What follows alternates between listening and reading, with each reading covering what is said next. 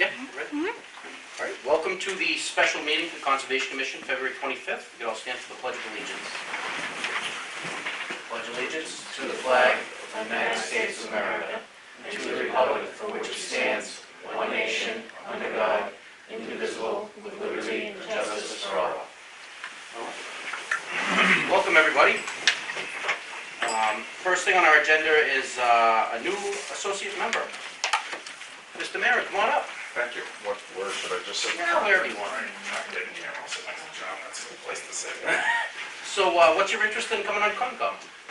I have an interest in the community. I guess I would kind of consider myself a little bit of a preservationist by nature. I like historic things, and I actually own the only National Historic Landmark in town that's lived in. And I own the brick block building across the street, and I just have an interest. I lived in a town, Bernardsville, New Jersey, that was very much like Sutton. It was a pre-revolutionary. Washington spent a winter there, and I saw it was a difficult commute to New York, which kind of kept it protected. And then they finished Route 78, and I saw in a period of about 2 years it go from an idyllic place where you could ride your horses through your neighbor's flower beds and they didn't care, to not being able to ride Sutton as a community is exceptionally special. I'm retired, I have time, I have knowledge of the topic, and if there's interest in having me participate, I'd be more than willing to. Yeah, excellent. Anybody from the board have any questions? Well, I was just going to say you don't know what you're getting in for because there's so many different parts of it. And would you be willing to go to the MACC and get your certificate? There are 8 classes that you take for your certificate. And Zach and I are going to the conference on Saturday. So I'm taking 4 different units and he's taking a couple of units toward his certificate. So I'd be more than willing to do that. One of the reasons that I think that an associate membership it makes me feel comfortable about getting involved is it gives me an opportunity to kind of see how the dynamic works and how the process works and get more familiar with all that. It's a very complicated set of regulations that honestly I need to spend some time getting up to speed with. Yeah. I think it's imperative if you do join the board that you're kind to people. And we got to remember that our main job here is to write variances from the law. That's our main duty. our main duty is to enforce the law. Our main job in the town of Sutton is to vary the law. We have applicants that come in, they apply for variances. That's the only reason they come by here. No, I participate currently on the zoning board, Yeah. And it's important that everybody that comes before the board is treated like a customer, right? They are customers of the town, Right. and it's important that they're treated as such. Okay, great. Anybody else?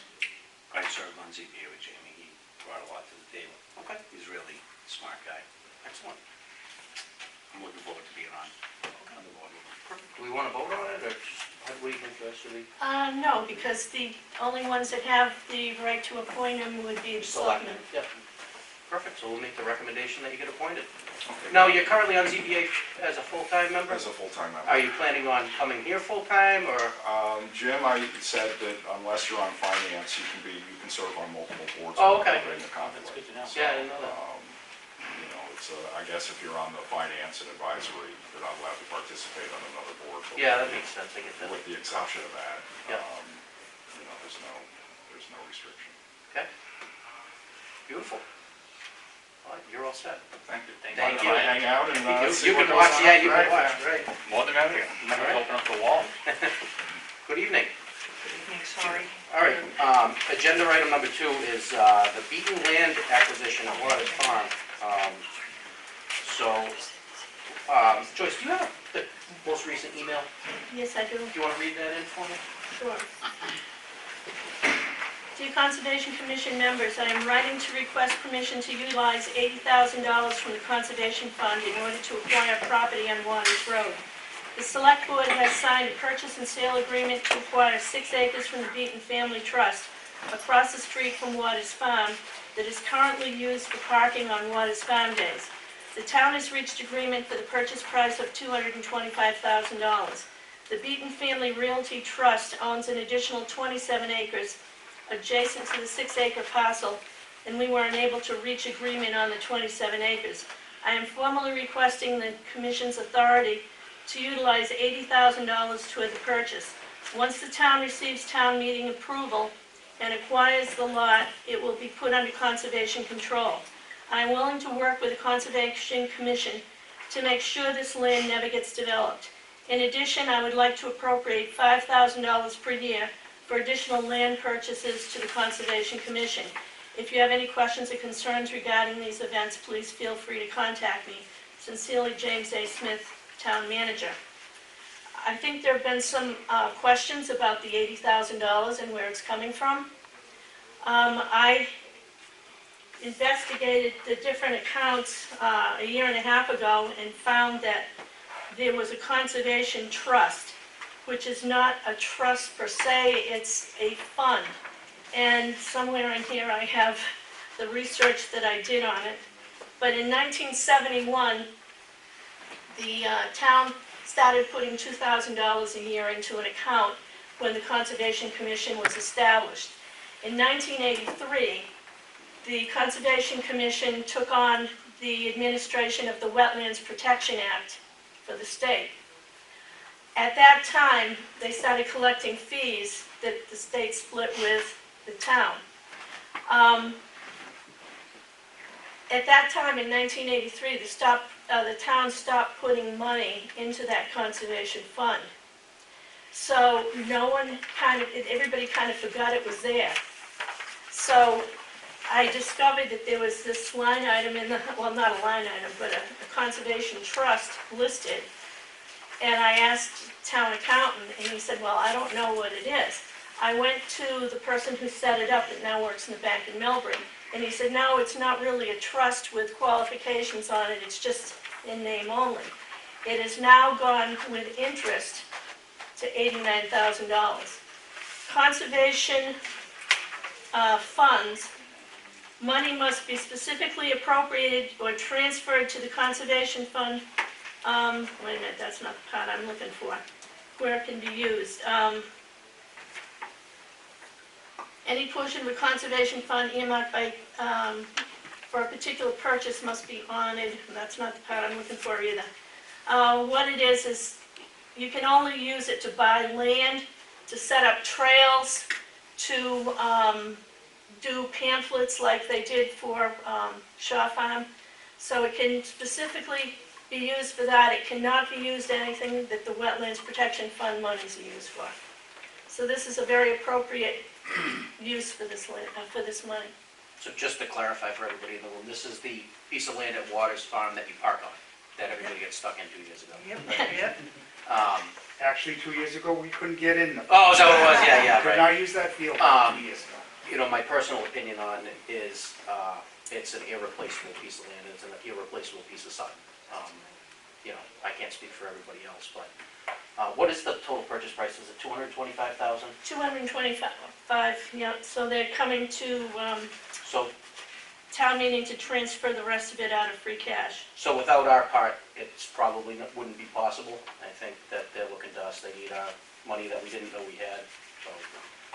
And basically, it's all free money, because it's all accumulated from interest over all those years. That back when interest was 3% and 4%. Right. So the initial proposal to us was $2,500 a year back into that account for future purchases of land. And myself and the vice chair talked the town manager up to $5,000 a year in replacement of our chairs that came over on the Mayflower in a regular meeting. So I think that's a win, that's a win for everybody, I think. Does anybody else have anything on it? Any questions, or? I'm going to make a comment because I was kind of vocal on this at first, and I talked to Mike, and you know, when I heard we had an account with 89,000, we didn't know we knew about it. Joyce kind of basically we discovered it a good year ago. I, in good conscience, never thought it would be smart to take 80,000 out of an $89,000 account, basically essentially drain the account to buy it. I wouldn't recommend doing that with my own money or anyone here, and I don't think a financial planner would ever tell you to do that. However, in discussion, it is a good use of the land. There was a rumor kind of started that if they didn't have the land, that Waters Farm Days would end. And I don't want to see it end, but I want to point it out there that 2 years ago, when it was wet, we parked on the left going up, because my car probably still has mud on it from that day. We didn't use that field, so obviously I think Waters Farm could still go on with it. However, it is a beautiful piece of land, and it is going to have a game end planned of being protected. It can't be part of the purchase and sale, but the board, I believe, is in agreement to move forward with a conservation restriction on it, and we're going to include a conservation restriction. We wanted to put it on all of Waters Farm, because my understanding it doesn't have it now. It's not necessary, because if Waters Farm is not used by the town, it goes back to the heirs. Oh, it is, okay. As long as we know it's protected, I just didn't want to have a situation where we spent a lot of money and had another, and I don't want to sound awful, but another Shaw Farm where essentially nothing's really been done with it other than some walking trails. And it is a beautiful place to walk. I enjoy it myself, but it really can't be developed easily. So with that being said, I am going to vote to move the 80,000 to it. John wants to say. Sure. It's just my vote. I mean, obviously we should have more discussion. Yeah, I think for the purchase price, I do a little bit of real estate stuff, and there's 3 house lots there, and we're buying all 3 house lots for $225,000. We're not getting taken advantage of. No, I think that price. it's definitely a good price. Yeah, and like I said, God, as far as I know, is done making land, so I think it's a smart move for us to vote in favor of it. Anybody else? Anybody from the audience? Yes, sir. Hi, John Hebert, 23 Singletary Ave in Sutton. I'm 69 years of age. I've lived on Singletary Ave all my life. And this certainly isn't about me, but I've had over 50 years of public service to the town of Sutton. And Waters Farm, I go way back with that. And the reason why I say this is Al Beaton, at one time, was my father's accountant. My father owned Sutton Fuel Company from 1956 to 1983. And we grew up with the Beatons. Matter of fact, the Beatons lived on Cole Ave with their children, Pam Beaton Graves and Brad Beaton, who was married to Carrie, and then Brad passed away. The land was all put into a trust by Mr. Beaton. Mr. Beaton owned all that side of the land through Annie Gagne, and the other side was Dorothea, and through the works of Al and Bud Gurney that a lot of this come up, and Waters Farm was donated to through conservation, everything to the town of Sutton, you know, with all that shoreline and everything. Some time ago, I can remember what Al wanted to do. That's why he put it into a trust with the kids. And it's an imperative piece of land to own. As all of us know, you've already contested to that if we don't have parking at Waters Farm, it's more difficult to park off-site. And all due respect to the Whittiers right up the road, they don't need cars due to not our control. Parking on the side up there, getting stuck in their fields and everything, and people to be busted. That's not what Waters Farm ever was going to be imagined to. So the 6 acres, there was a meeting probably 2 months ago. I went there with myself and Pam and Gurney Farnham and Jim and the 2 Beatons, and we discussed everything and why the town wanted it, and come up with a purchase price, and that was pretty much what we could afford and stuff. And so I think it's imperative that the town buy this piece of land. Joyce, you go way back, and What is know of descendant? everything I'm that's looking at there, the motions. and you know, it's just like the Manchog Pond Foundation. Now they bought all the rest of the Beaton property for $1.9 million a couple years ago through someone who's passed away, and is one of his main reasons where he didn't want to see the horse farm being bulldozed down by Holy Cross College to put up an 88-bed retreat center. So I think it's very important that we do have Waters Farm keep it thriving, and a little bit for Jim Smith, our town manager, as long as boards like you, me now being just a citizen, it's so important to have people like you and the people like Jim Smith, and he's going to put $5,000 into that account starting this year, and that'll keep growing, and because he's grateful for that, but he knows the need for this account to keep growing, and this is what that should be used for. So I thank you for your time, and I hope it's a vote right across the board that we can go to town meeting and give a report there and have it a done deal. Thank you. Thank you. Anybody else from the audience? I think we'll entertain a motion. I'd like to make a motion that we approve giving $80,000 from the account to the town for the purchase of the Beaton property. We'll second that. All those in favor? Aye. Opposed? Passes 5-0. I would like to make a comment, though. This fund, anyone can donate to, so anyone conservation-minded, and the fund accumulates and it can be used for open space. Most towns have open space committees as part of conservation. Some of them have separate ones. If we ever form a separate one, I'd like to be on it. Thank you. Excellent. Could I just take the flag? Absolutely. For the other meeting? You don't have to ask permission.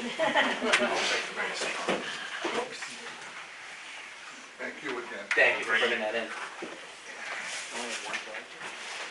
Yeah, I guess you can share the flag. Well, this room doesn't need it. So next up is the bylaw workshop, and we put right on it, public encouraged to attend. Public is encouraged to attend. Last meeting, we talked about the AURA change, and there was some conversation, maybe possibly setting up a subcommittee, and, you know, I think realistically, we can achieve the same goal by doing it this way rather than setting up a subcommittee.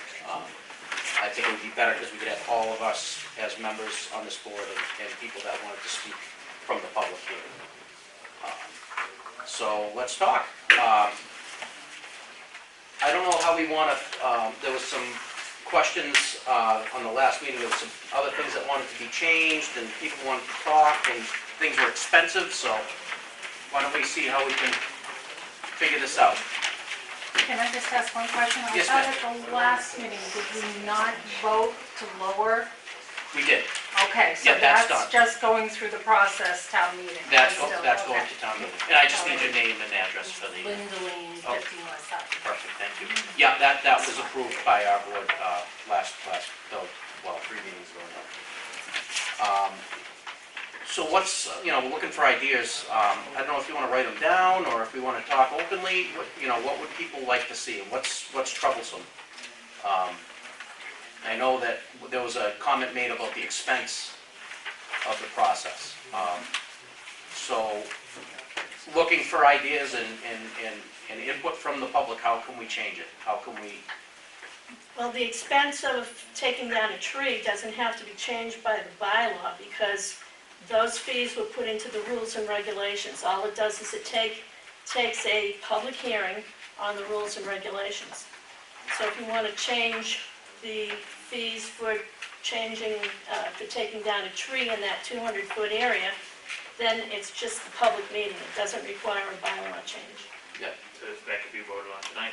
No, you can have a public meeting for it. yeah, it's okay to list it Specifically? specifically. Yes, because it's in the rules and regulations. Yeah, But it's in the bylaw too. No, we removed the fees out of the fees for taking, the specific fees for things were removed from the bylaw in 2015. We put them into the rules and regulations. A meeting was never held to put them back, so that's what we did last year. We redid those rules and, those fees. So all we have to do is have a public hearing on those fees in the rules and regulations. So we should discuss all the fees tonight, so we can vote on those. We don't have them in front of us, so I don't think it's I fair. have consultant fees. The Yeah. consultant fees are all done and over with. Okay, I have a question as far as consultants. I don't think, again, Lynn from 15 West Sutton Road, I've never made a secret that I have concerns with the the large consultant fees. There are certain projects, for example, there's one person who recently was in front of you putting on a deck. Project hasn't started yet. She went to file, hand dig 3 holes for piers, and she had to pay upfront over $500 to hand dig 3 holes. And correct me if I'm wrong, is that not part of the consultant fee? Why would a consultant be required on that type of job? I think that job is more than just 3 holes dug in the ground. I Yeah, believe. which I job? think, I mean, I don't know if you want This to is say. on West Sutton Road, I think it was 39. Well, again, That's if, a little bit more involved than 3 holes, I believe. It was a deck with 3 sonotubes. Those 39. Hand Let me done. see if I can find a job. the And attached to consultant the fees house. are all refunded if they're not used. If you have to file for certificate of compliance, and that is a legal thing. I You have to, understand, and okay. if the fees are not used, they get refunded. Because that account has, what, 70,000 in it right now? Of people that have not filed for certificates of compliance and gotten their refunds. So there's been a strong rumor that Brandon has all that money in his pocket. He It's doesn't. not, it's on an in and out account, and we would love to see that returned. I have, she's right, I have what she's talking about. 39 West Sutton? So 39 West Sutton is a hand-drawn, so the expense, it's a hand-drawn deck, 20 by 10. How many feet from the lake is it? 36 feet from the lake. So that expense for the RDA is a $450 flat fee. And you're questioning why we need that. Yeah, Okay, I got you. and that's a consultant thing, because Yeah, I'm assuming this a is lot the- of that fee does not go to the town. None of it, right? No, Well- all of it does. Goes to the town, It goes into an account sits in an to account. pay for a consultant. No, it that's not doesn't go really into an needed. account to pay for a consultant. Oh, The no. consultant is a totally separate thing. What is- There are 4 accounts. There's the wetlands protection account. This is what I printed offline. And I apologize, Lynn, we don't have this stuff in front of us. I thought, So wait, we do. I have it right This, front. we have it right here. It's not a mystery, and everybody tries to make this harder than it is. Right. And it's, a lot of it's true what people say. If you wanna, it says request for determination of applicability, it's 450 flat fee. That's just for the consultant. So anytime that you No, wanna that do. is not for the consultant. No, Where's the breakdown? It says conservation consultant fee fee schedule. schedule. So that's not, why would it say the conservation So where consultant? does that fee schedule? $450 go? Let's start one at a time. Request for determination of applicability. Okay, I made There's a a mistake. $450 That flat goes, fee. that's just for the consultant. But he refunds stuff that, so if they, But the wait a question minute. is, This why is is the- it this is- necessary to even take that money from a constituent? Because that this is it's this is, not- let's talk about the process and how the money's spent. Right. So let's go through one at a time and stick to facts. Request for determination of applicability, it's $450. From that, the consultant bills. The minute that you submit your application, it gets sent to Brandon and he reviews it. There's money and time spent for that. He attends a town meeting, he bills for that. Then he has to do site visits and sometimes not with trees, but certain things, he has to do get started with the project. What do we call it? water conditions. Pre-construction well, meeting? Pre-construction meeting. But you Then don't from the have that for an pre-construction, RDA. This is how the money gets spent. These are all the tasks that happen. And anybody that's been through the process would agree with me. Then you have your certificate of compliance, you attend another meeting, you're billed for that by the consultant, and then you get charged to write up the certificate of compliance from the consultant. You have But- he bills, I looked at his bill. So when He you- charges 2 hours. Want to get some When of you- his bills no, right no, now? Order hold on. conditions, not Order certificate of condition, compliance. yeah, we're talking about, Certificate of compliance. We're We're talking- talking about the process. When when the the, RDA so the for that. final process, Mike, of the certificate, when the final approval, then it's squared up, and if they paid $450 in this case, let's just say there was only 200 used, the town would then refund a check of $250. The certificate of compliance is That's free. correct. The Yeah. certificate of compliance is free. There's no charge for a So, certificate of I compliance. guess what's going on is this, like, my family came in, So when he does the site visit, there's no charge for that? When he attends the meeting, because I see it on his bills. Well, Well, should we get some of Brandon's bills? That's- Joyce, you're not saying it correctly. I see that Brandon bills for the certificate of compliance, and he bills to attend the meeting. So he does bill for the certificate of compliance. He bills for a site visit, he bills for his time at the meeting, right or wrong? I look at his bills, every one that he submits, and I see him as recent as the last ones that were submitted, he builds for certificate of compliances. But it doesn't cost any money to file for the certificate of compliance. It's covered under there's no additional fee Right. above the RDA. So Right. the max these people should pay is $450. I believe. Can I ask a question? It doesn't sound like there's accountability then in the process if we're not sure what the bullet points are for expenses. There's a process that's adhered to every time. It's very consistent, and I've scrutinized, and I have yet to see where Brandon has overcharged or not been fair. It's the process that we should just understand, because that's where these fees come from, not from a person, not from a board. It's a process. So to file in this town, from the bylaws and the state regulations, these fee schedules have been formatted, and a lot of it is to help us with the process, because it's very complicated, as you all know. It's hard for us to have a discussion. I, as one, don't think this board could operate without a consultant. When you're done, I'm gonna talk about the difference. And a lot of that money goes to pay for the consultant, which, A lot of it. and honestly, I scrutinize every one of his bills, and I have yet to see, since I've been on this board, one unfair charge. So I will say, it's fair and reasonable, everything that I've seen that he's charged, or the consultant, we shouldn't say a person, it's a consultant, that we hire as a board. But it's the process, it's between the bylaw, the state regulations that create this process and all these fees. But just to get it on the record, this is a little bit more than digging 3 holes. I know, but it's not just So the thing we should talk about, yeah, but Mike, it's we not can just. have exemptions, so if we understand our Thank bylaws, you. under jurisdiction, Yeah. we have resource area, there's activity, right here, and in here is listed all the things you can't do. We could make it, at one of our first meetings, we talked about having a discussion of maybe some exemptions. So I think what Lynn's getting at Yes. is, we don't have to change the whole bylaw, but under activity, we could have an exemption that deck footings, I'm just using it Is that an example? as an example. Well, you want to build a deck, it's 3 little fittings, you don't have to come in front of our board. We consider it exempt, minor activity. So, It doesn't need five. so that's like saying. We could say tree cutting, brush, different I things. agree, and if we want to have an open discussion, but I think the question was, and I don't want to speak for Lynn, $450. When you hear 3 holes, it seems like a lot of money. But then when I look at someone putting it, it's a full deck and 3 holes, if something goes wrong with that, which is, chances are it won't, the first one that's gonna get a call when something's in the water is us. So who's watching it?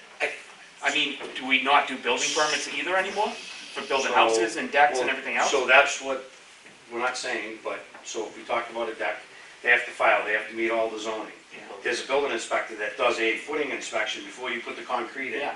If there was sloppy work, I think he would, there's a lot in place that would make Could sure be it goes overlap. right. Yeah, okay. So That's probably some of the reason. I just want to interject real quick, because I'm sure you're hearing from other people, it's cheaper in other towns. And the reason is, it's much cheaper in other towns. The reason is, their populations are larger and they have a full-time conservation agent. In Sutton, we have to hire, Brandon. We could not run this board without somebody.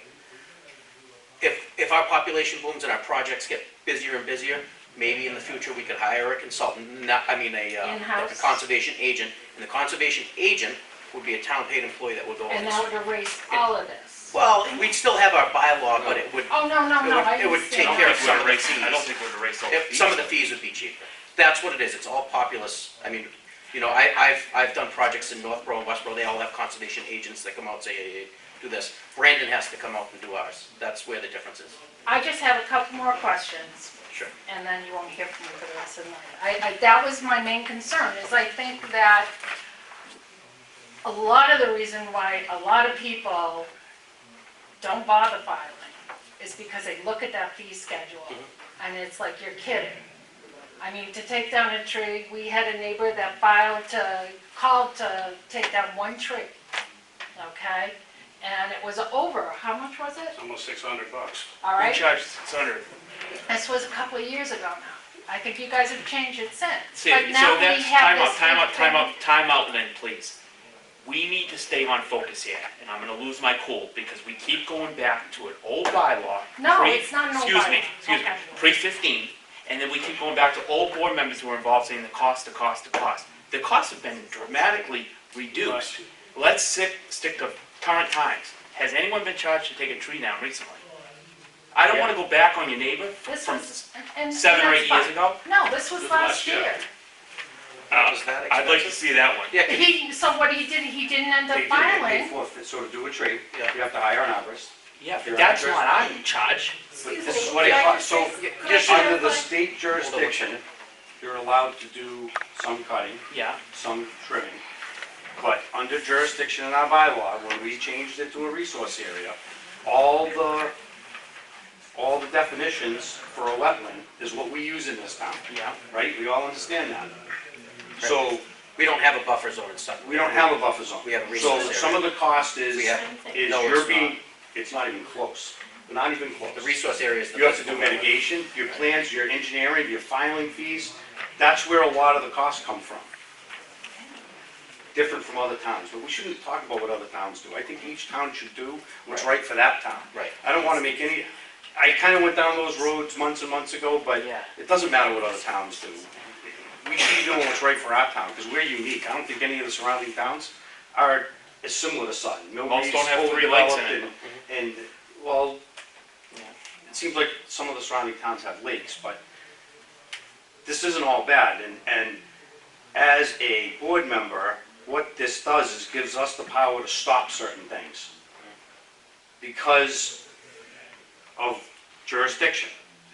And we have a lot of power. This board has a lot of power with these bylaws. And we have a huge activities list of what can't be done. I think if we wanted to have some healthy discussion, we should talk about some exemptions, because those would save the townspeople money. Maybe you could do some minor tree cutting. Maybe you could do some cleanup of brush. You always have the state remember, so when we lessen our rule, you're still covered by the state regulation of what you're gonna be able to do. And that, we're not talking about the 200, I'm talking in general. No, the The state, whole the thing state that we rules. have in place to protect the resource areas. So, some of the people that I've heard through these is the process, and why is it so expensive and cumbersome in Well, all these different forms? If we had exemptions for some of the smaller things that went on, We can't. then do these people wouldn't complain so much, because on a bigger project, I don't think anybody complains about hiring an engineer, doing all the proper things because it's a bigger project. And they usually need that engineering anyway, even if they didn't have to file with us. I They see, I still guess, need- I don't hear people complaining to me about the price, I really don't. But I guess I work out closer to Boston where these fees are low compared to Metro West. But, Lynn, I don't mean to get upset with you, but you'll give me an Bill, example. If you, Not talk, but people do complain about the minor things. No one's complaining about the big projects, because I agree. No one's It's complaining. fair and reasonable. I guess, but, so you're saying just the small ones? But what gets me is, we have an account, called the town account, with 70-something thousand, right, Joyce? The in and out account? That is money that should be going back to everyone in this town. People in this town are complaining about costs, and there's 70 grand plus or minus sitting back that we want to give back, and people haven't got the certificate of compliance. With respect, including people in this room, you could have money back. If there's money left in the account. But Hold on one second. Phyllis was first. Phyllis Chapman's here, I'm 20 Irma Jones Road, Sutton. First of all, it was stated at the beginning of this meeting that the fee schedule is not in the bylaw. So, that's separate, a separate discussion, and we don't need to go to the town meeting or anything else. If you went on your website, like this month, there's a bylaw fee, a municipal fee schedule, there's the consultant fee schedule, and then if you get a notice of intent, there's DEP filings and fees.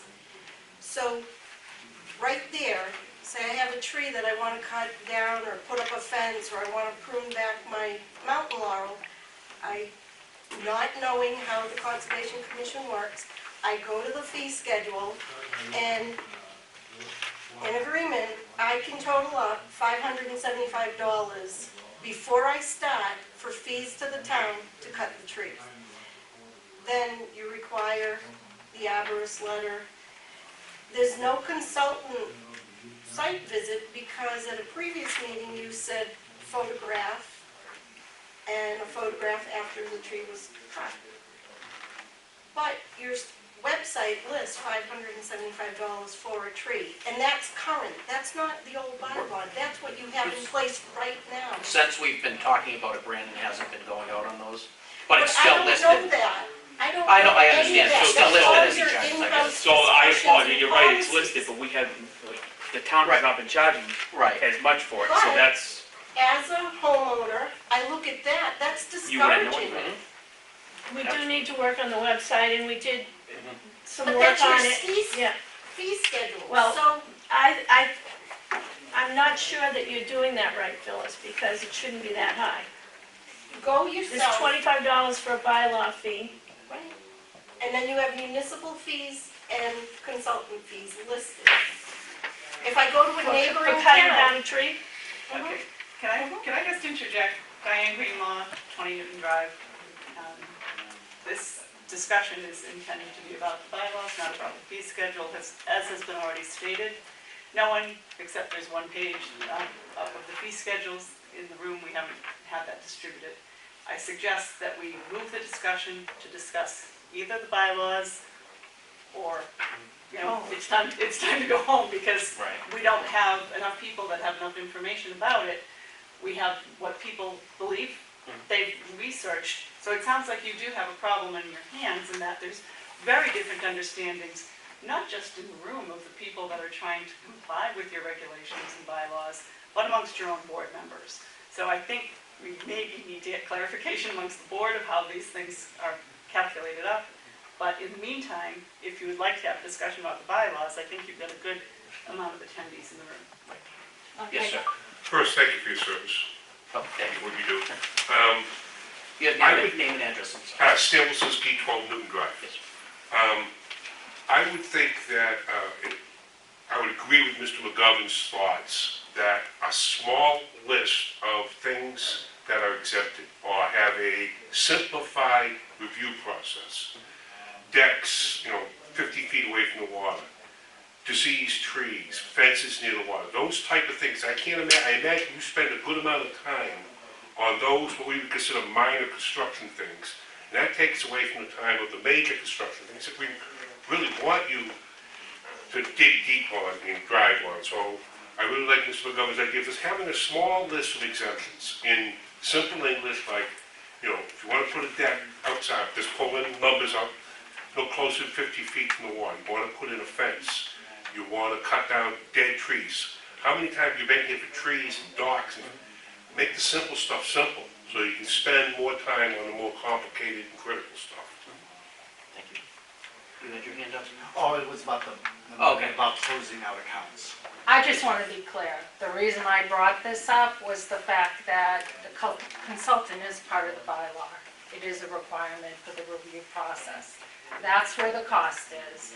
And there are certain jobs that don't need that oversight. They don't all need it, which brings down that cost and that brings down the irritation from a lot of the constituents. And you wouldn't have people doing half the stuff without coming in front of this commission. That's my point. Right, and that's where we're at, and I think that's where the conversation started from. Our fear, or my fear anyway, is that people are doing stuff and not filing on big projects because it's too much. Yeah, I do. yeah. Yes, sir. Oh, Ozzy Picard, 38 Horn Drive. Quick one with talking about the steps. I don't know if it's in the bylaws about how to close out an account. And what I mean by that is, you talked about the consulting fees and everything like that, that's in this pot that we don't know about. But also open accounts with the town of Sutton. Is there some process that's required in the bylaws that the town say, hey, It should, that's an explanation thing, just like the other thing on the website. It should say, when you close out, you'll be yeah, but if refunded. nobody's closed out? When you get a permit primer, when you Yeah. get your order Yeah. conditions, there is a page in there that gives all that information, and Wanda includes the forms for a certificate of compliance. So when your project is through, you fill that out, you give them to Wanda, and then after you get your certificate of compliance, you take it to the registry of deeds, you pay $75, and it takes the lien off your property. Until you close that out, you have a lien on your property. That's my question. I guess, which might be in the bylaws or structure. No, it's not in the No, but bylaws. that's my question. I've purchased a number of houses in Sutton that are close to wetlands, and I go to do something, and I find out 10 years ago there was an open case, and then I gotta go pay to have Yes, you do. Brandon to close an account that somebody else owned, and then When you, before I can go forward with it. when you buy it, if they haven't closed it out ahead of time, you own Has it, not- sorry. Yeah, I know, but that's what I mean about the. So one of our members, to talk about that a little bit, before we move on to the next thing, one of our members had a discussion with the zoning enforcement officer from town, and I think we could get away from that if we issue orders with expiration dates, correct? If we have an expiration date, then you forfeit your money and it's closed, right? That's, No, I don't it's a think you state, forfeit it's a your money. state law. What that would do is help us with enforcement of tickets. okay. Because if you have an end date of when the work's supposed to be completed by, and people let their certificate of, so you had 3 years, right? I know you know the process. So what's going on, a lot of people, they're not closing them out, they're not finishing the work. They come in front of the board, we put all these stiff regulations and all these things that they have to do, and once they get their DEP number and they do their site visit, they go do whatever they want, and they don't close them out. So, the thing that would help us is if we put an end date to the work. So, we say, at the end of this order of conditions, your work has to be completed, and you don't complete it by that date, or ask for an extension from the board, then when we issue tickets, there's an end date to the work. Meaning, you were supposed to have this work done by this date, and you didn't, and now you're getting fined for it. So it'll help people to be more proactive with closing out their certificate of compliances. And I think that some of them are purposely not being closed. Yeah, and that's, As well. that's really discouraging. And that's an enforceable thing, we can give you a ticket for it. Yes, ma'am. And, once again, Diane Greenlaw, 20th and Drive. I've only attended and observed a number of these meetings, not as many as many people in this room have, but it seems that there's a very consistent theme, that there's a very large backlog of orders that have been left hanging. And I know no one likes to do homework and no one likes to do cleanup activity, but it seems like there really is a very strong need to go back to what's outstanding within the Conservation Commission and close out some of these orders in light of people purchasing property that, you know, So, they didn't even know that they to had answer your orders. question on no one likes homework, and honestly, I want those off the list. I hate open things, it drives me nuts. We would spend the time if we could. There's 300 approximately, that some go back to 98, 99, 20-something years ago. 80s. Okay, so some go so far back that roads never got built, and we don't even know what we're talking about. So we want them all cleaned up. So we started sending letters. Yeah, Joyce and Wanda. Joyce and Wanda have been doing We letters. started doing letters maybe 3 or 4 years ago. See, it's the person's responsibility that gets the order of conditions to apply for the certificate of compliance. We finally got sick of it and we started going back and sending letters out, which is not our job to do.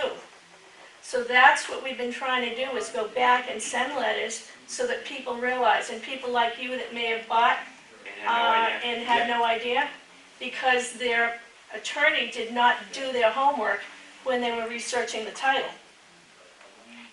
So it's, when somebody gets an order of conditions, the application for the certificate of compliance is right there with it. A lot of people do not even read their orders of conditions and never find it, so But I that's a think problem. a lot of people would beg to differ. If you have all this outstanding work that's not closed, then there's got to be someone who is responsible for making that decision. The person themselves is, they get the form.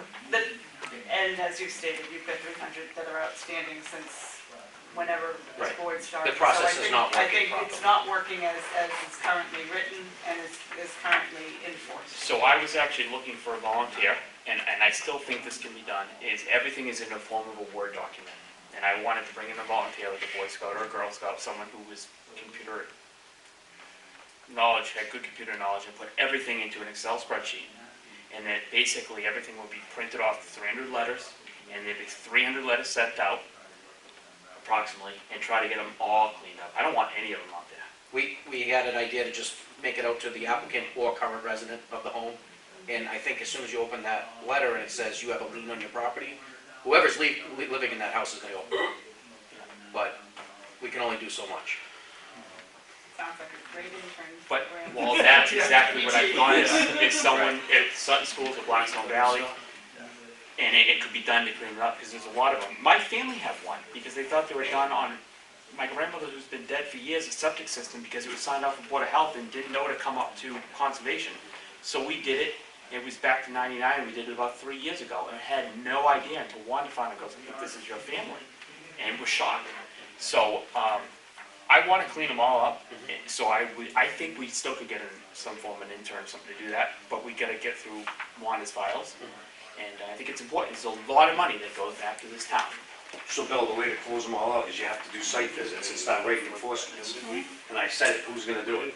That's the way you're gonna get these, letters, we've sent, letters are gonna help, and you're gonna get a few trickle in.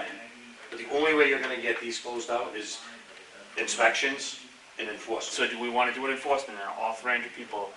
Well, Because you we're hated are now. the one that, this bothers you a lot. I That's just what it don't, would take to get, I make it happen. don't like seeing an order open from 15, 20. I only want to worry about going forward with the ones, you know, what I would like to see is a process that works, that people file, they go through, they do their work, they close out their certificate of compliance. I think it is pretty much, most people are closing out the ones now. It's I it's would a love lot it. better. So Because, sometimes you can't worry about the past, you're almost gonna need to have, like, the only way you're gonna close out 300 order conditions is if there's an amnesty week, or a month. we can't, Where- you well, can't do it because it's a Right, but state that's the law. only way. Or the other way is site visits and enforcement.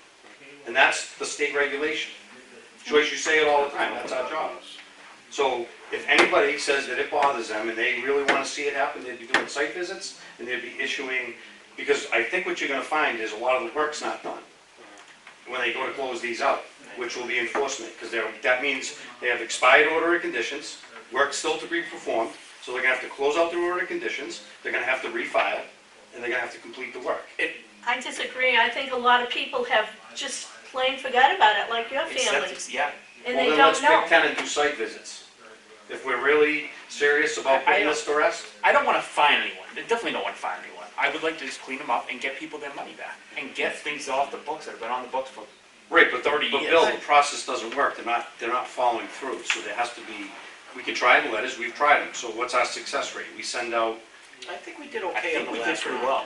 I don't know if it We was. did. Look at the condo development we got cleared up off of 146 that goes back 30 years. how many letters went out and how many got closed out? I don't know. They all got closed out. All of them. Yeah, because it Well, was, that's good then. yeah, they all got closed out. Then why aren't we sending letters? Right. We That's are, what we're getting. we're working backwards. Yes, ma'am. Yes, this, Mary Ellen Lozinski, 12 Newton Drive. Just so I can understand, when you talk about enforcement, what is that enforcement? So What is the stick with that? what we do initially is we send out it's registered correct, the enforcement order. No, we send out a letter first and we ask people to come in and explain. And if they don't, and they don't correct the problem, then it's the warning is first, and then it's $200 a day. $200 for the next day, $300 thereafter. And that's in the town bylaw. And every day that it goes on is a separate violation of the Wetlands Protection Act. When Lynn was talking about the bylaw with the consultant fee, that's not in the bylaw, that's in the state laws. So there are 4 accounts as far as the state goes. The consultant fee, that's a state law, and that's that's set up by the state law. There's the Wetlands Protection Act, and then there's the municipal filing fee, because things like RDAs, there's no money that goes to the state, I understand that. so that it comes out of taxpayers' money otherwise. So that's why those fees are charged, so it doesn't come out of That taxpayers' wasn't money. part of my question, I Okay. totally understand. all of Okay, that. so you know that the consultant is not a bylaw issue. So can I go No, back to but the the consultant, the use of the consultant for every project that may not be needed on. And he's pretty That's good at something that. totally different, Joyce. Well, I go out and do I've been doing a lot of the inspections. I was at Mike's house the other day when we did the certificate of compliance inspections. And that's one of the things that you need a person who is retired for, because you're kind of on call. So back to the enforcement, just so I can understand. And it sounds like a tremendous amount of fees once they are non-compliant, they've got a Right, letter, you give here them it a lot comes of every day. choices Right, first. right, so has anyone got to that point? I'm not talking about big construction projects, I'm Not talking well. about individual citizens. Not while I've been on the board. There was one a few years ago that, 4 years after the project was done, I went by and noticed that they were bulldozing the wetlands. So that one ended up with paying $1,400.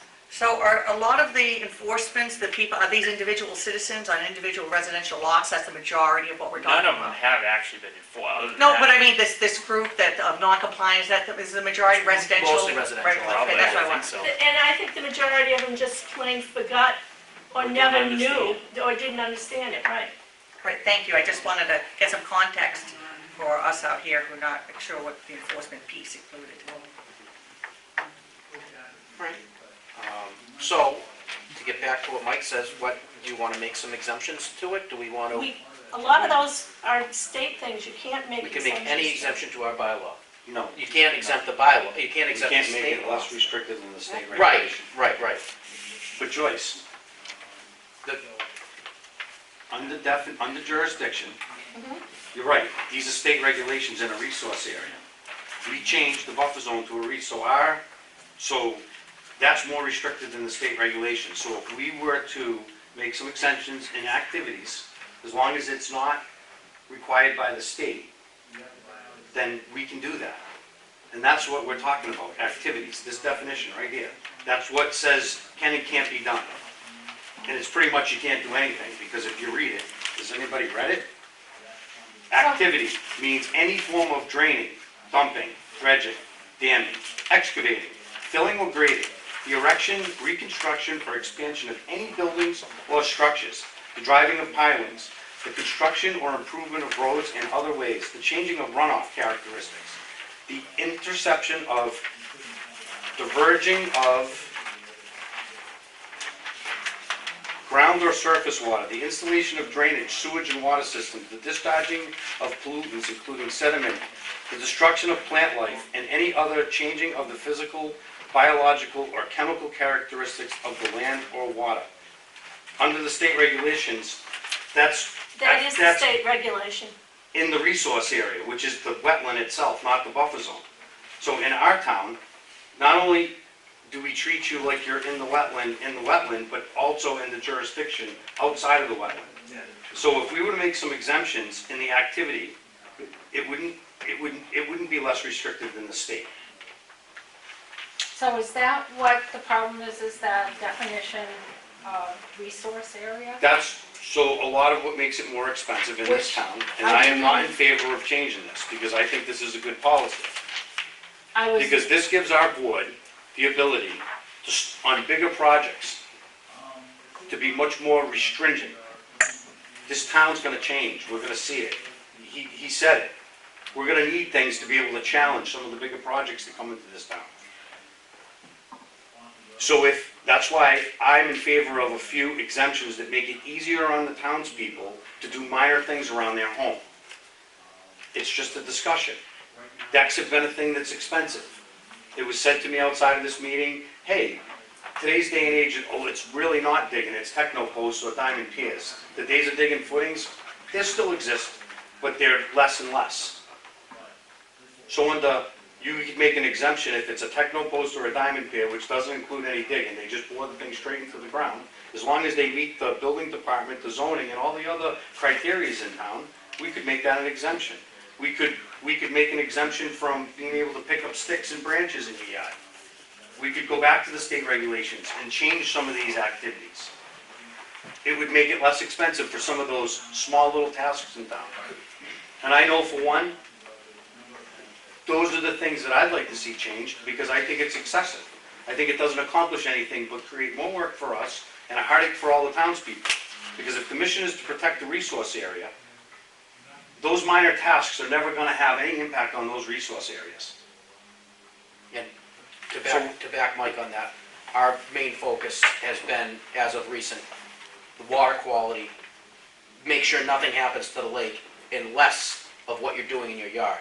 And that's kind of where we're at right now. for years and years, it was all focused on the $450 for the deck because we want to see where the 3 posts are. Is it on some project necessary? Probably. On all, I don't think so. It's required by state law within 100 feet that you file. But, and we did the other 200, the other 100. That you filed the RDA, but we could exempt our, I'm thinking that if you read the So under the regulations, state, a lot of not to those. talk over you, are but not under the exempt. state regulations, if I'm 98 feet away from the water, or from a wetland, you're telling me that I have to file on every case for every deck? I disagree.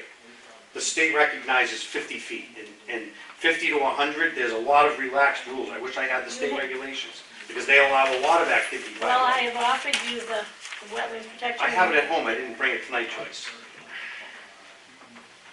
All I'm saying is under the state regulations, from 50 to 100, you're allowed by right to do a lot of activity. 50 to the lake, You have to file. not for everything. Yes, Not, I can cut trees down to X amount of, I got an idea. I wish I had I to have an say, see, you quote things that are not correct, Joyce. I have an idea with this. What if we, instead of exempted activities, exempted our consultant fee from some activities? Or our consultant, No, because if you don't make them exempt, they still have to, they still have to go file through the the process, so they RDA. still have to hire arborists, they still have to Yeah. file with this minimum. What harm could a couple exemptions for some minor things that go on?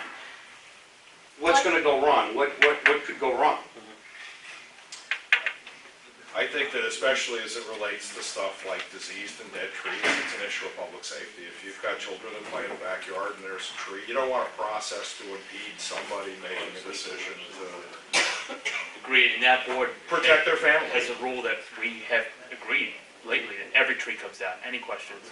And I think that maybe you put some of the burden on the tree cutters. Maybe you have them apply for some sort of a license that, or something that says that if they take a tree down, put the responsibility back on them with the ability to take action against them if they violate it, that they understand the town bylaw and they're compliant with it, and, because your average homeowner is gonna hire a tree cutter and assume they're doing the right thing. You're right. right. No, in our rules. And there's a handful of people that do trees in town, right? There's 4 or 5 companies. And they don't follow the rules. So, you know, you put the They burden don't. on them, to do Because it. I've seen it as recent as 2 days ago. But Tree with the- cutting on Singletary Lake within 100 feet, never mind 200 feet. But with the gypsy moths and there's a lot of, and the invasive A species. sun filing and the complaint, ash nothing stuff, happens. and If we want to talk, then let's follow through with the guy over on the lake that put in a heated driveway with light poles. How about the people that don't have, this is what I try to say. We have all these great rules and regulations, nobody's following them, nobody's enforcing them, everybody's breaking them, if there isn't some give to this, it's just, they're rules that aren't accomplishing anything. That's what I keep trying to say. And if we keep this regime of it being so restrictive, it's not accomplishing anything. It is, it's accomplishing big fees, people that are not filing because it's got a bad rap, we could do better. I'm positive of that we could do, there's some great things here, but we could do better with the little things. We could do better with the big things, that if we really care about the resource areas. There's a lot of things that go on Lake Manchog that are the real culprits of that lake changing, not a jurisdiction of an extra 100 feet, you know? And it's easy for people to say, and I live on the lake, it's a fact, I have a huge backyard that faces the lake. And I lose the rights to 100 feet of my land that I still to this date, a year of asking this, a whole bunch of meetings, what's happened in the past, what does it accomplish, what does that extra 100 feet give us? Other than more power, but what does it accomplish? Extra protection for the lake. It's, Yeah, but we already have that, we have 100 feet. So that extra 100 feet accomplishes 0 to that lake, absolutely not. Tell me one fact of what it accomplishes, Joyce, one. I've asked you it for a year now. water quality protection. no. Wildlife habitat, protecting the So you shellfish. think it's okay to take somebody's rights away from their backyard for habitat protection when it's, where do we stop?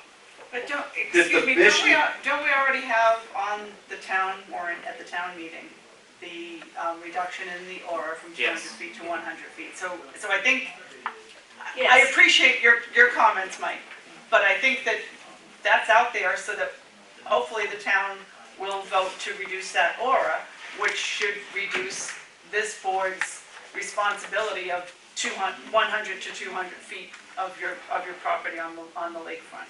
And I hope so too, because if our true mission is to protect the resource areas, then the things that really matter are like jurisdiction, that we changed it to resource area from buffer zone.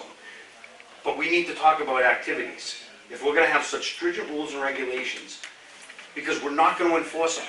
As recent as a couple days ago, they're trimming branches on their trees, they're maintaining their yards. People should be able to do that by right, as long as the state regulations will protect that resource area as far as trees and branches and trimming and deck posts, and there's probably lots of other minor things that could take place in our jurisdiction, as long as it's not less restrictive than the state regulation.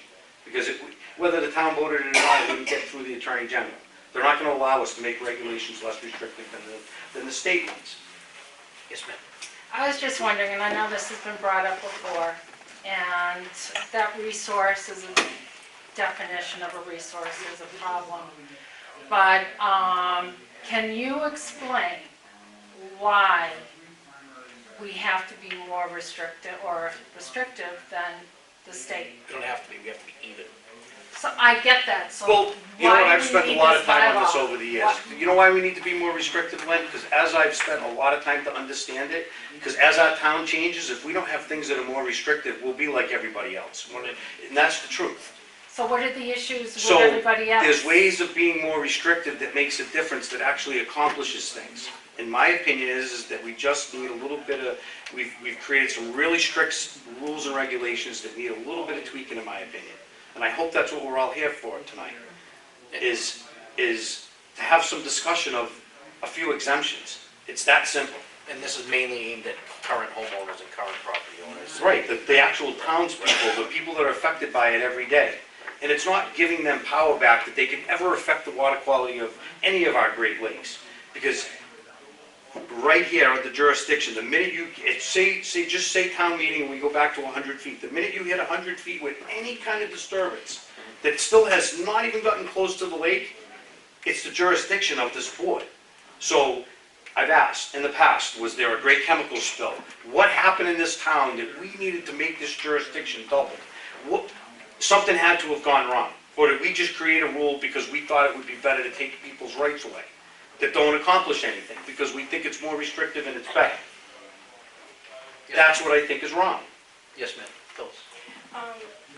In the bylaw, section 12-4, there's a section called conditional exemptions. And it says that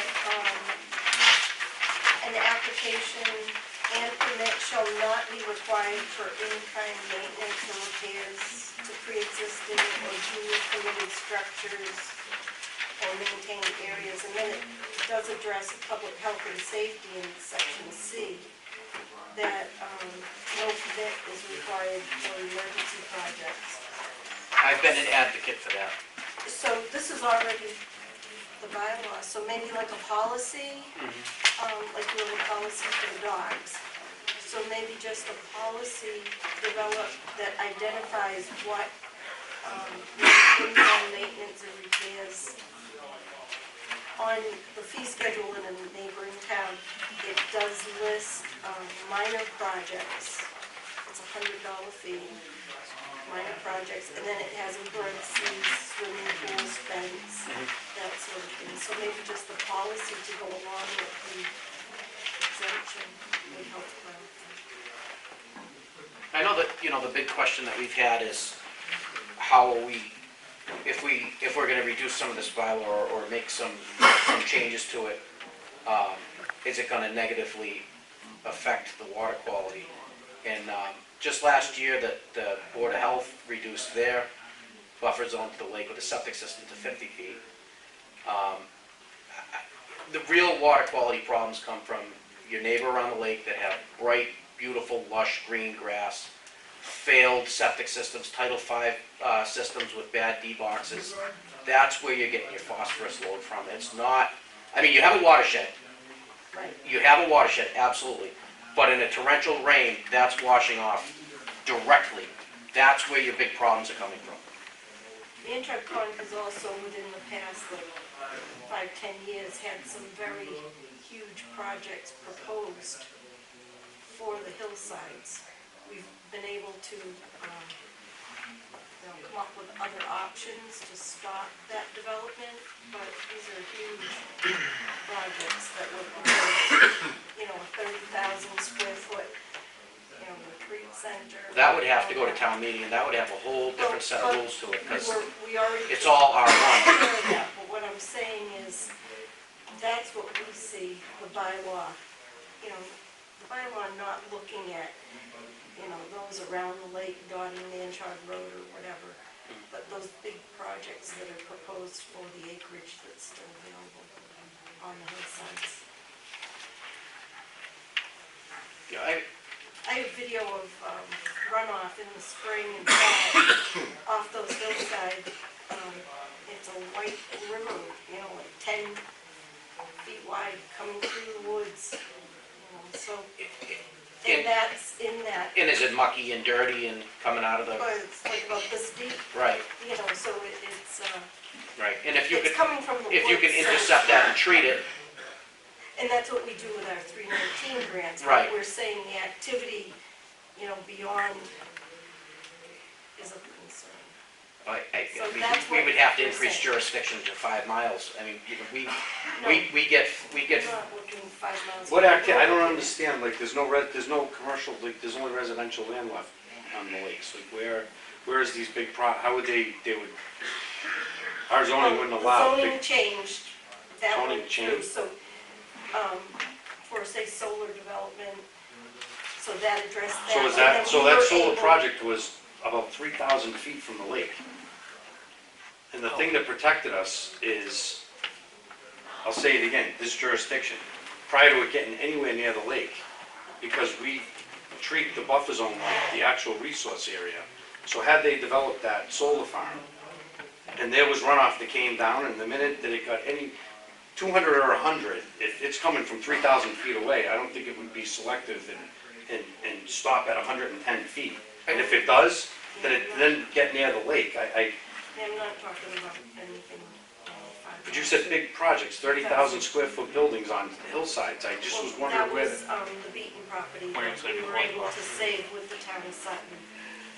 And that was a 30,000 square foot I would never say never, but development. I'm gonna say probably never see that, because there's just not enough But we've land been left. able, as an organization. Right, and God bless you, you guys did To great. identify options and work towards those. Right. Right, you did great, but, getting back That's what I'm to saying. the, We're not looking to regulate to death, so all Right. the around the lake, that's us. I was a part of that solar farm that they put on 146, and that water is so treated, by the time it gets to the bottom, there's riprap, they couldn't even buy the riprap the size we wanted it, that's how strict we were with the water quality. Any new project that's gonna affect our, wetlands like that, we gotta hold on it. And our consultant is very, very, very good at, especially those commercial projects, making it clean. Yes, sir. Sam Ozinski told me, and that's what we want you as a board to focus on. Not dead trees, not a picket fence within 99 feet of the water. Okay, so if you don't make compliance relatively easy, i.e. not easy, but clear, exactly what you gotta do and how you gotta do it, well, we're gonna be scofflaws, because I'm not gonna spend 3 hours on a website parsing the difference between this paragraph and that paragraph. According to this, I can't go down and fix my stone wall with a little bit of mortar without going through. No, you can't, that's You exempt. can, that's exempt. Where is that, where is that Right, limited? I agree with you. And that's because Wall repair in-kind wall repair is exempt. I had done a thing for the website a couple of years ago. I put a thing up there, who needs to file, and I But put to these different Stan's things on there. point, it's not clear in the bylaws. What do you mean when you're talking about maintenance? What do you mean? What am I allowed to do? What we have is we have too much paperwork, we have too much to read through, it's very unclear. And So it's maybe a we bit- should Yeah, keep sort it of brings you simple. around in circles where you Less is more. feel like, I have to do it, I don't have to do it. And now do I have to pay $450 to find out that I have to do it or can't do it? And you should be able to make a simple call to the town, secretary and ask the question, and we should be able to give her a cheat sheet too. You know, for lack of a better term, so you don't have to spend 3 hours on the website, because I agree with you, if you can't figure it out. I want to comply. Right, but it's too difficult. But Mary Ellen Wolzinski told me, Rob, I think the same thing is, it sounds like this vagueness keeps it so everyone has to keep circling through this room, unnecessarily so. So if there's, like I said, when you said, oh, you could put the motor on your, well, all of us are sitting here going, really? If you read through this. So I don't understand why some of these similar projects cannot be spelled out completely and leave the vagueness out of it, so it's not everyone's call to have to, I can look down here and say, if you own a building and you have mortar and you need to go to the water and put, why can't it just be spelled out? So we don't even have to cycle through this room, we don't have to call the town hall. And so she doesn't have to have a cheat sheet. I mean, why are we redundantly creating work after work after work? Or even the secretary? I can answer part of that question, because I love the idea of it spelled out, but the old bylaw was so long. It was like 7 or 8 times the size of the current bylaw that people couldn't figure it out. So how much do we want to spell out?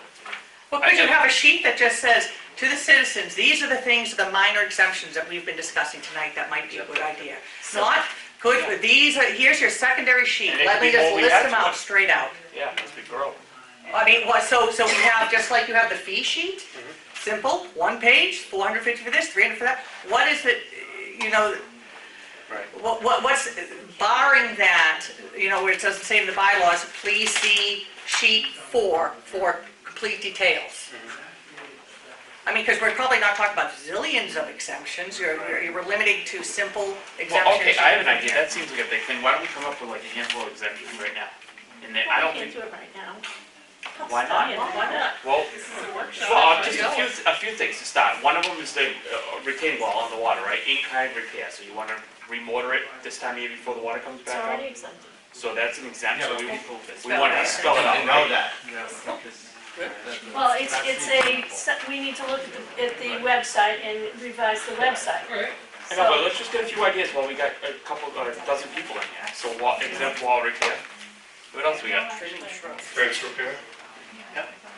It's already, but we need to put it on the website in a clear way, so But- it's stuff that's already But I wouldn't there. have thought of fence repair unless you just said it right now. Right. I'm thinking, Well, yeah, what's piles, and if you dig it, if you move, takes a shovel to move dirt. Yeah, You're no, putting you're right. this, I'm moving dirt. All right, come up, we I must think have there one or was a two. question about the limbing, because a lot of people, you know, do limb those tall oaks when they start. And you can do that, that's All right, okay. so there we go. But there we go, let's clarify. Limbing of trees. How about brush? Was there somebody, Mr. McGovern, something about brush Our cleanup? or- bylaws Well, very strict about that. oh, but Joyce, you're saying they can, but on the activity in our bylaw, it says you can't. It says you cannot. Where's the one that says, You've been on this. destruction of plant life, including sediment, the destruction of plant life. That's So a state cutting thing. limbs off trees is destruction of plant life. Or digging up my garden. But I think that Destruction of plant life. the challenge that I see, because when you were pointing out that, I was looking at maintain and maintain. Yes. And what does it mean to maintain your property versus to do something that the conservation committee is going to find offensive? You know, if I have these invasive weeds that are starting to rip up my wall, I probably want to clean those out.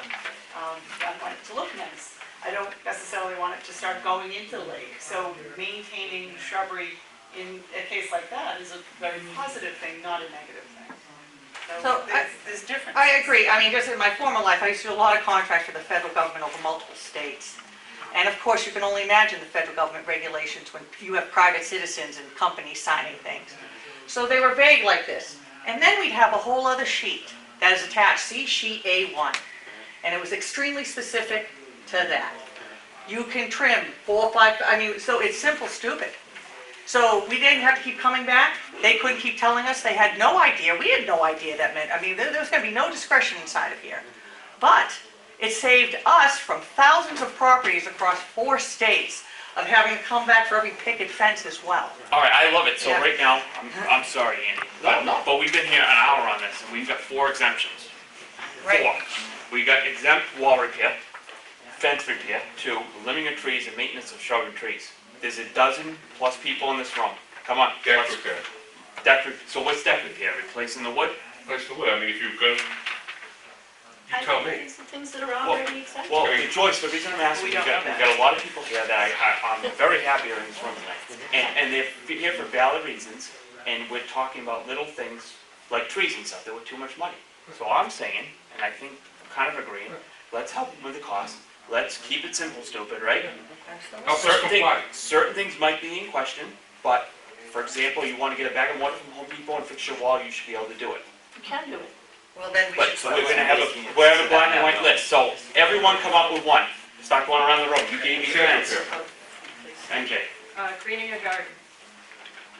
Oh, good. grading a garden, I love it. Installing a fence? Stone stairs, What's your definition? New ones are preparing them. repairing. That's exempt. We'll put that on the wall, repair stairs, okay? Yeah, and I think that part of that, you know, I think of, you know, my own property where I have stairs. And, you know, I think of properties that my, you know, great aunt owned where she had wooden stairs going into the water. I would think from a Concom perspective, you'd want me to replace those wooden ones with stone. But that sort of thing, so is that in kind when I have steps and I'm replacing them? You know, We'd love to see you get the wood out and put stone or whatever. However, is that considered in kind like repair? That's up for I debate. think the definition of in kind is technically same material. Same material, yeah. Same or similar. Would we let it go? Probably. Will a future board let it go? Probably, maybe.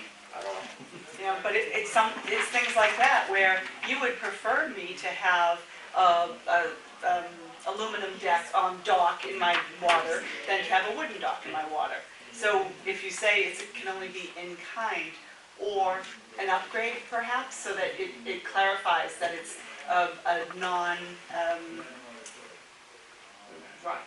you know, whatever, This it's is great stuff. non-decomposable material. So now that we're on the right track here, I think with the room, what other things have you guys heard about or done that's super expensive that we can list out that? I think this is great because we can get it out on the table. And we're not gonna think of all of it tonight, but as you do, shoot us an email. Right. And then we gotta make sure we do it the legal way and all that good stuff. The problem is this is like a direct Just has attack. to revise the website, that's all. Well, the Well, website should be revised. This is a direct attack to people that physically own property on the lake and wanna maintain their property.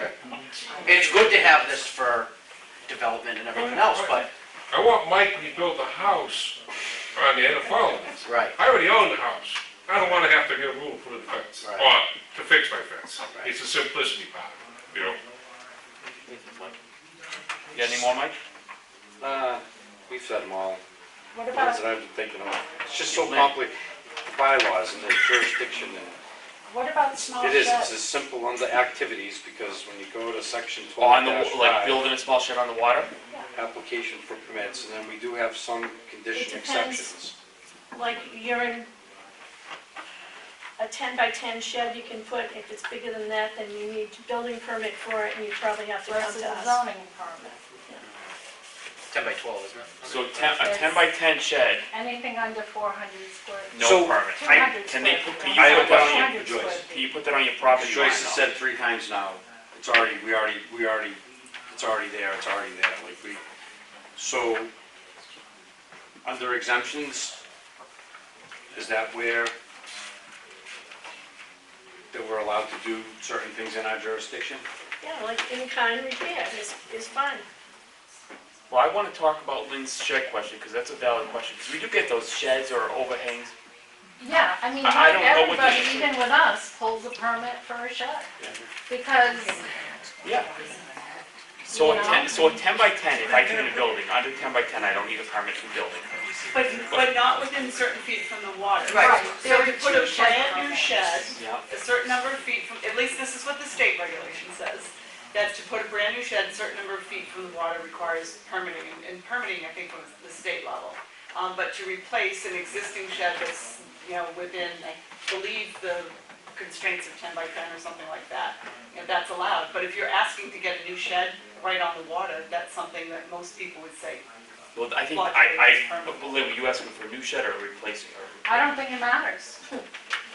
I don't. So are we gonna have tree work as an exemption? Well, Because let's talk about the shed here, because the sheds, I think that's a valid question. I don't A know the shed, answer. as far as zoning is concerned, can be 10 feet from your side and rear property lines, which would be down by the water.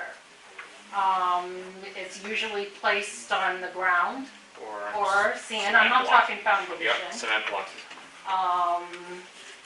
Anything under 200 square feet is a zoning permit. Anything above that is a building permit. Boathouses are allowed.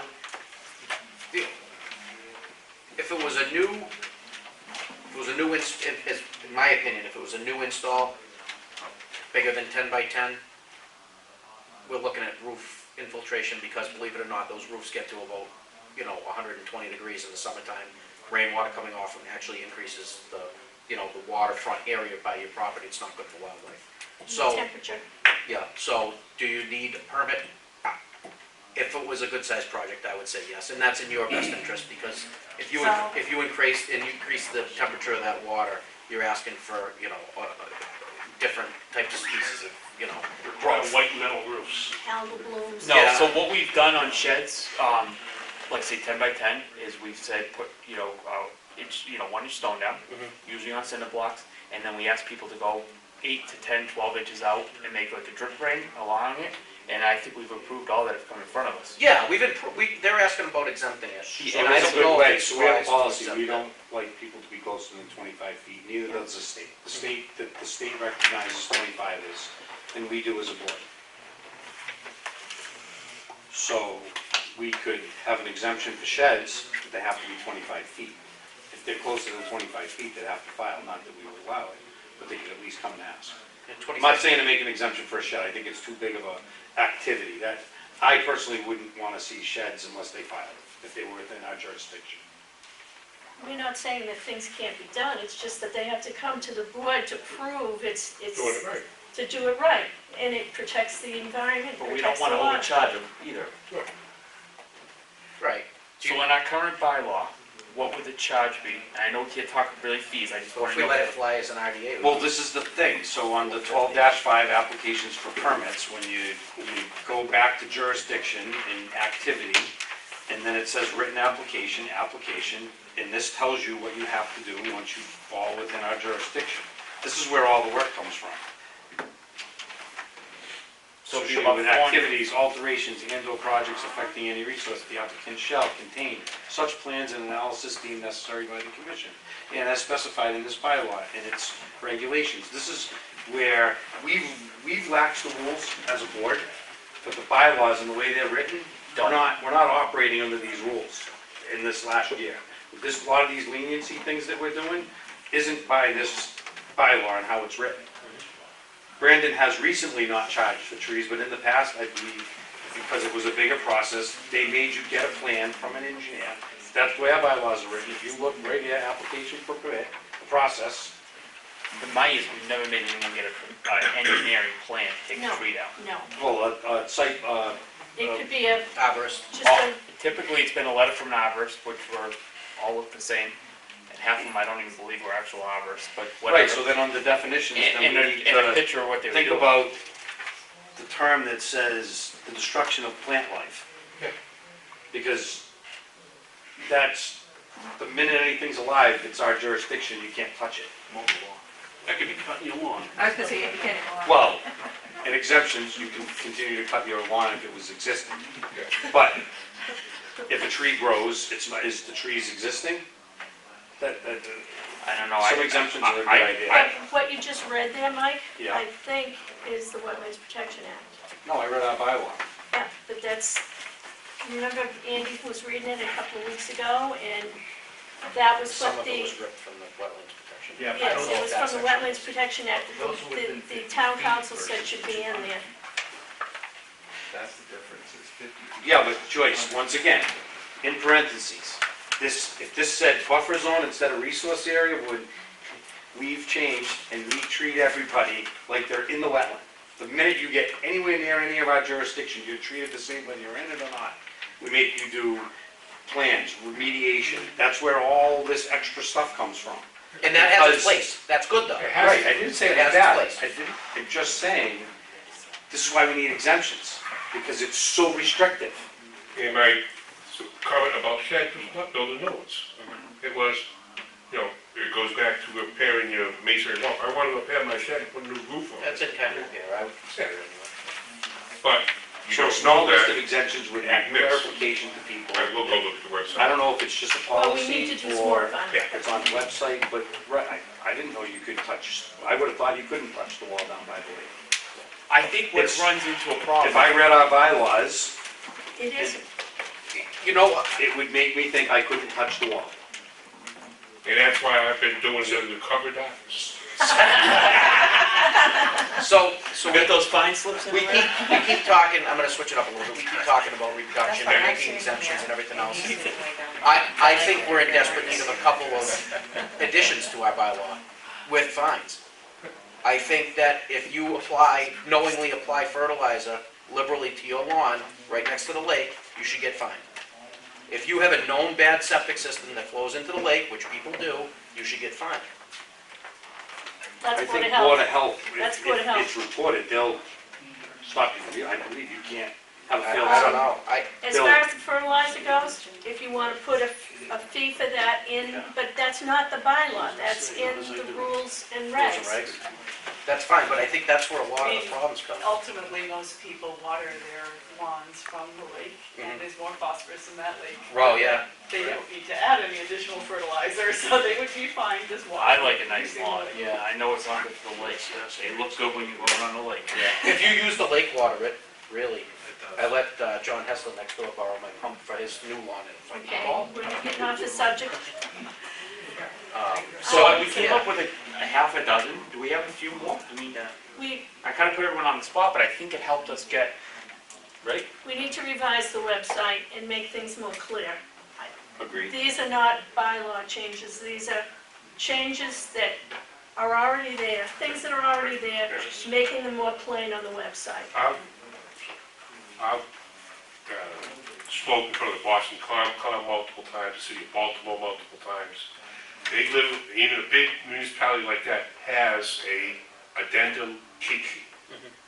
And some of us because they don't want to pay the lawyer fees either. All right, so just say, keep it simple, addendum cheat sheet, that I'd say 90%, a percentage of the people who come before you don't have to. It's very simple what they gotta do and how to apply, what they do and don't do.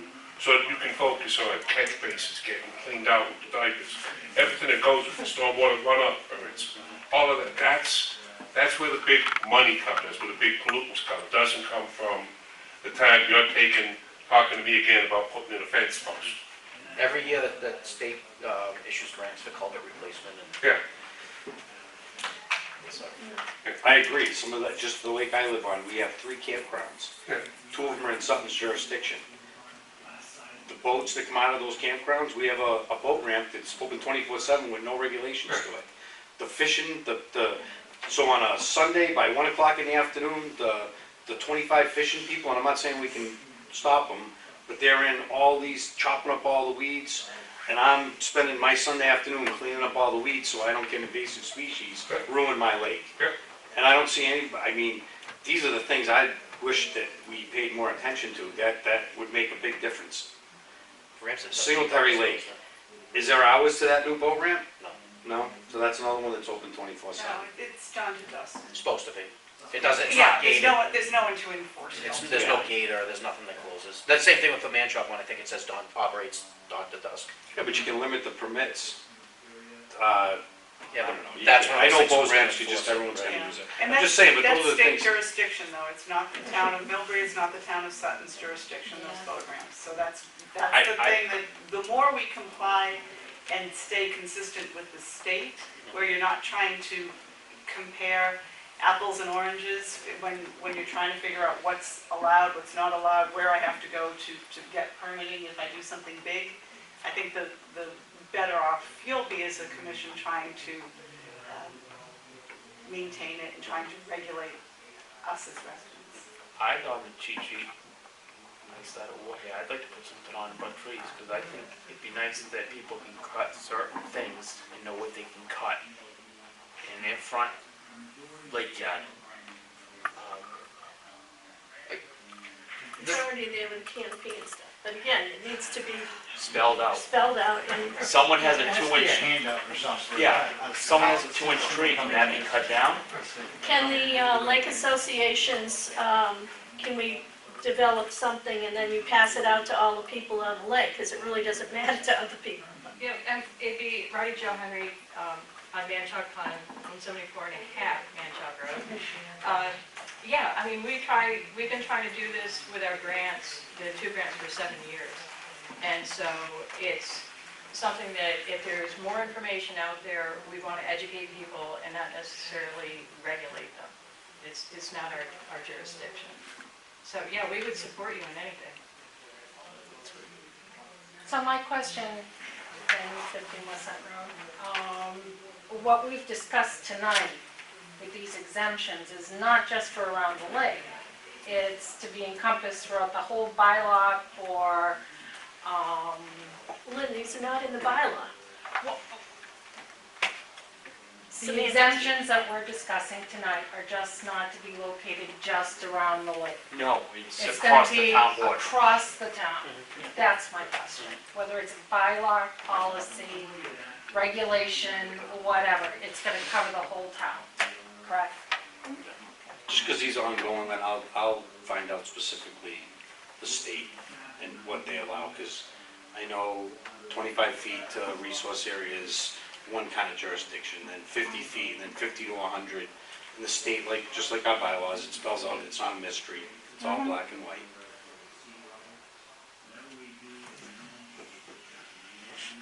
So when we give exemptions, you still have to follow the state regulations. We're giving exemptions from our bylaw. That's what we'll be doing. Because we can't give exemptions. from And the just state. clarification. And clarification. That's clarification, just goes a long way. Well, that just sort of contradicts what Joyce just said. So she's saying No. it's not bylaw. It is, Well- these are exemptions in our bylaw for across the The town. things we're talking about tonight would be exemptions from our bylaw, because we can't grant exemptions to state regulations. Correct. Yeah, the only, and the question about being townwide or just regarding lakes, the only regulation. So the next time we have a specific discussion- was that 200 foot. Or I'll be more versed on the state. I enjoy reading about it all, and I've read it and just don't have it in front of me. But I know that, I guess the reason I brought that up is because it seems like a lot of the discussion we've had is geared around our concerns, which are mostly around the lake. So I just want to make sure that it is townwide and just not us. you know what happens with the lakes, Len? You know why the lakes are the big target? Because we're not allowed to go on people's property. So unfortunately with lakes, you're on, everybody, yeah, I mean, so, and I've said this before, So true. a lot of the neighbors, if you don't get along, the minute they see you with a chainsaw, I think it's better than it's been, because, no anonymous calls, it's amazing. right, It's that made a amazing big how difference. that's There's amazing. no more anonymous calls, you have to say who you are, what, Yeah, that, but unfortunately, living on a lake here, we're, I guess, all under the microscope and in the fishbowl. in the fishbowl. So it's good to have exemptions, that's clear and everybody understands. Right. So the biggest thing out of the meeting tonight is just more clarity of what you can and can't do. Bulleted black. Doesn't have to be accomplished. Bill put some points down tonight. It's nice to see it on paper and have discussion. I always said this was gonna take years and years. And I think a lot It's of the never gonna things, be perfect, but I think we can work towards it. Yeah. something I heard tonight, so the Sutton has a internship program now for seniors. Maybe we could get an intern from the high school. They could work with Wanda, and the project would be get these mailings done on those, start to, just little projects. There might be a kid at school that's interested in being a conservation agent, or, And to back you on what you want to do with the inspections and gigging somebody for it, I would be all with you if they ignored our letter. I'd be all for it, I just want to give them the benefit of the doubt, that they know that there's a lien on it. I agree. I just was saying that after we send out letters and nobody replies, I know. do a site visit, see what's going on at the site. And now, not that we'll find them right away, but you send them an enforcement order, not a letter saying, hey, you gotta close out your thing. You say, we sent you a letter, send them a copy of the ticket, say, if we don't hear from you in X amount of time, we will write, and we know one thing about a small town, it goes through like wildfire. And probably some of it is our fault for not being strict enough, not this board, because if these are going back from 30 years ago. 30 years ago, maybe the regime spent so much time worrying about making it super complicated, we know it's the truth. But this is a board that wants what's best for the resource area and the town. Can I explain a little bit about 30 years ago? You know, people had, it's people's responsibility to apply for it, like I said. When we tried to send out letters, the selectmen didn't want to rock the boat, and they told us not to do it. It's gonna rock, so I will stand here right now and tell you that if we start down this path, I've said it before, and we start going, and people that don't respond, and we go in their backyards and find out they didn't put the signs up, they didn't plant the trees, that there's a whole list of things, I just, What I'm seeing is if someone's got a septic system and they're owed a couple $100 back. Obviously, money's an issue, no one's making light of it. Let's clean it up, get it off the books, and give them their check for a couple $100 back. But you're right, if we start, how far do you want to dig? You're absolutely right, Mike. Yeah, I just want to touch on that because we're talking somewhat of like people live there. But 30 years ago, you know, my neighbor, you know, like the people that own my place, one of them passed away. It was open from way back. They did the work, had the engineers actually sign the paperwork, they just never closed it. Sending a letter to me saying, threatening me, you know, with this, maybe there's a way we can say, we're trying to clean up our records or something. Well, that's what we are. You know, I understand that, but if somebody sent me a thing saying, I'm gonna get fined, because my neighbors bought, you know, an example is 25 years ago, when I was living in on Boston Road, people bought and sold the house a couple times, was never caught, like you said, with the doing the legal search and title, and somebody finds it. Those people closed it out and found out everything was done because they had it inspected, but it's still spooky to get that letter. You know what I follow what I'm saying? I want it done, I'm not saying. I think the letters were going out that says you have an open order of conditions from Yes. January Or somebody 1st, at your residence prior 2000. to you, we're cleaning up Yeah. our records. That's exactly what the Yeah, letters yeah. say. I just did one on Central Turnpike the other day. Du Bois had owned it, it was sold twice in between. The people did not have no clue, and I knew we had sent letters out to the previous owners. They came into Waters Farm, it told me who they were, and I said, oh, by the way, I hate to tell you this, but, So, and they just closed it out. Yeah, no, I'm the last thing I want to say about the bylaw workshop here that we're having, it's actually a policy we have that I don't agree with, is we have a dock policy that states that you need to center your dock and it's 25 feet off the property line. And I strongly feel if it's not a permanent structure, we should have no say on where we make people put their docks on their property. I don't believe we do anymore. No, The it's last there. few, is it still in Oh, there? that's there, So, because the last few have not been centered, right. so. But everybody, we have to give waivers. everybody with a Yes, we have temporary to do dock it. has to get a waiver. And I don't feel as though that's right, because they paying every dollar for the Yep. taxes for I agree. their 50 feet or 100 feet, whatever it is. Actually, this is more of the audience. Having significant investments in real estate on the lake and having it be such an incredible resource, right? I mean, it's gorgeous, and we're so gifted as a town to have these.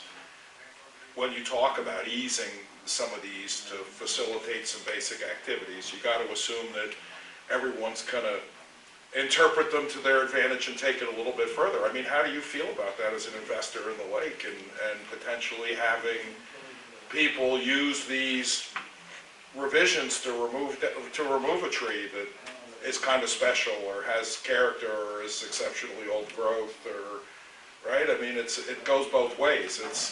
Oh, it does. It absolutely does. But with the limited resources the board has, doesn't have a full-time conservation agent. Well, the cost aside, let's, eliminate the cost from the effort is best spent. Whatever's there after is best spent. is it best spent with this much effort, although potentially maybe one tree, or potentially maybe one fence post, or, applying for grants to get proper drainage? Well, repair and use and maintaining is one thing, but, if the tree removal policy gets eased to a point where there's some discretionary tree cutting, that, no, not clear, I don't think anyone's gonna get away with that, and I think they'll make sure the definition is tight enough to. So hold on, the state regulation won't allow, is it 4 or 5 inch caliber tree? It's a state jurisdiction. I think he's saying chainsaw happy though. No, I mean, if you say Under the it's state regulation, there's nobody within 25 feet of the lake that can cut trees down.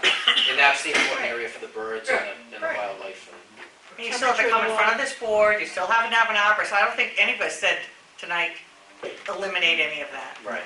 I think we're talking about Just fence one. post replacement, replace your deck blocks, and I don't think we're talking about. I mean, Clear path on how to get to the board sheds, if without they were to spending put up $500 to take a 6-inch tree. a shed policy that, people putting sheds up all over the place, that wouldn't necessarily bother you if a shed showed up. do it within 25 feet of the lake, according to state regulations. Right, so then it goes back to that. Over the yard. Just asking, right? I don't live on, I wish I had property on the lake, it's, But there are some things that we're talking about that are already in law that we can't go past. We're not We haven't- talking about that. We haven't eased one regulation tonight, not one bylaw, that we haven't eased any. I think actually most of the stuff I was going through and I was looking at the definition of maintenance, and if an area is an area that's existing, I think a lot of the stuff that we're talking about is probably allowed under the existing regulation as it It's stands just now. making it more clear for the Correct. people wanting to do the work. But you don't want people So to, that's the issue, we need to clear up the website and make it I kind of get cut a off at clear, one point. one page. the last thing you want is a resident to accidentally do something thinking they're doing the right thing, right? It's not. As I stated, I don't think it's right, and it does not help the lake at all for our board to tell people that live on a lake where they can and can't put their temporary dock. I think all that does is make people angry. Agreed. I agree with that. So I would like to see added to that policy, the word permanent. Any permanent dock must be centered, or, I don't think you can build a permanent dock. No, you Without- can't. That's a state. Well, that's a You need chapter 91 Chapter license. 91 Right, license, so yeah. that's not even You a know, jurisdiction. we used to say to people, hey, put your dock on the plan, just so if you come back in the future, you don't have to pay again, because it was all under one fee. And we've had some pushback, so as far as I'm concerned, I don't even care if we put the docks on. Well, I don't think it's our job to tell people No, I on the agree. lake that they can't crowd their neighbor with their dock. And I don't want to speak for Brandon or when the bylaw was rewritten, but I want to say it was trying to be a common sense thing. If your lot's only 50 feet wide, like a lot of them are, it's kind of setting it as kind of a, And it would work good if the lake was square.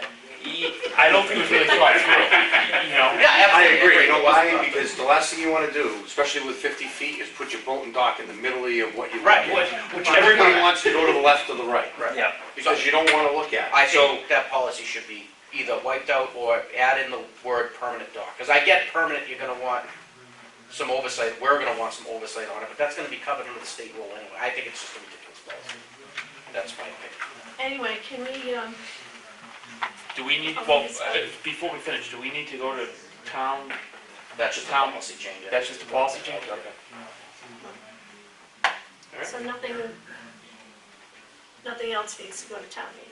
No, nothing else needs to oh, be I meeting. never thought that, No, Just want to clarify before we this was close the just, meeting. this was just discussion, because at the last meeting, when we were talking about the bylaw, people said they wanted to talk about the bylaw, so this is what this meeting was for. And if you think we need more meetings, well, schedule more, I don't care. I got all the time in the world.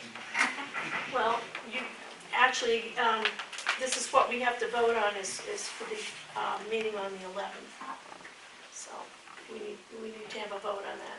I thought we already voted, because the only thing going to town meeting is 200 to 1. No, this is for our meeting. Oh, for Oh, moving it from the 4th to the 11th, because Yes. there's 3 or 4 of us missing. No, we can't move it from No, the we can't. 4th. Okay. We'll have a quorum. Oh, we will? Yes. Oh, okay. There I didn't know will we'd be- have a quorum. There will be a quorum on the 4th, and it is a legal hearing Okay. and can only be canceled by the people who have applied. In order to change the meeting, we have to vote tonight to have a meeting on the 11th. Well, if there's gonna be a quorum, then there's no sense in. No, there's the 4th and the 11th.